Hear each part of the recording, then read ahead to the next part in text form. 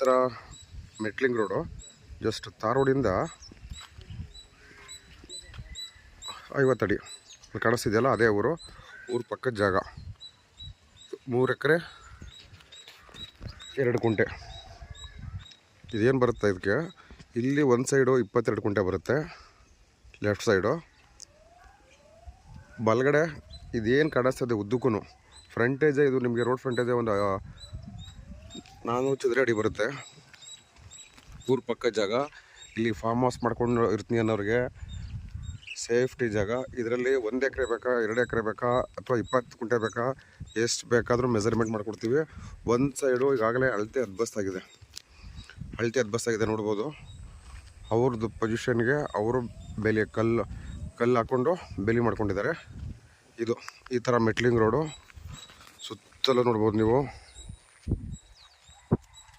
ಒಳ್ಳೆ ನೀರಾವರಿ ಪ್ರದೇಶ, electric connection ಕೂಡ ಹತ್ತಿರದಲ್ಲಿದೆ. ಕೆಂಪು ಮಣ್ಣು ನೋಡಿ, ಎದುರುಗಡೆ ಹತ್ರದೊಂದು ಒಳ್ಳೆ ಬೆಟ್ಟದ ವ್ಯೂ ಸಿಗುತ್ತೆ.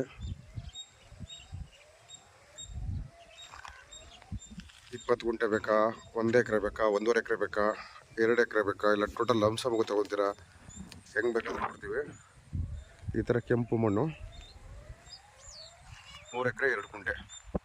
ನ್ಯಾಷನಲ್ ಹೈವೇಯಿಂದ ನಿಮಗೆ 4 ಕಿಲೋಮೀಟ್ರ್ ಆಗುತ್ತೆ. ಅಲ್ಗೂರಿಂದ 15 ಕಿಲೋಮೀಟ್ರು. ಬೆಂಗಳೂರು ಸೆಂಟ್ರಲಿಂದ ಎಕ್ಸಾಕ್ಟ್ ಆಗಿಲಿಗೆ 98 ಕಿಲೋಮೀಟ್ರ್ ಆಗುತ್ತೆ. 3 ಎಕರೆ, ಇದು 22 ಕುಂಟೆ ಒಂದು ಪೀಸು.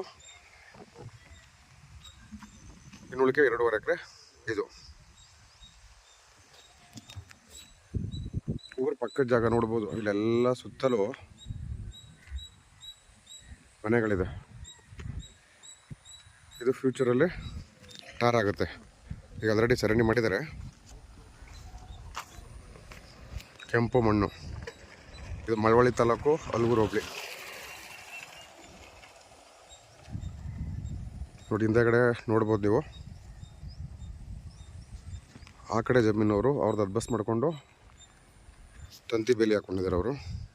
ಇದು ಕೂಡ ಅದ್ಬಸ್ತಾಗಿ ಲೀಗಲೆಲ್ಲ ತಗೊಂಡು ಡೈರೆಕ್ಟ್ ರಿಜಿಸ್ಟ್ರಿಗಿರುವಂಥ ಪ್ರಾಪರ್ಟಿ. ಅಲ್ಗೂರು ಹೋಬಳಿ, ಮಳವಳ್ಳಿ ತಾಲೂಕು, 3 ಎಕರೆ 2 ಕುಂಟೆ. ಇದು 22 ಕುಂಟೆ ಬೇಕಾದ್ರೂ ಸಿಗುತ್ತೆ. ಒಂದು ಸೈಡಿಗೆ 2.5 ಎಕರೆ. 3 ಜನ 4 ಜನ ಬೇಕಾದ್ರೆ ಶೇರಿಂಗ್ ಬೇಸಿಸಲ್ಲಿ ಕೂಡ ಪರ್ಚೇಸ್ ಮಾಡ್ಬೋದು.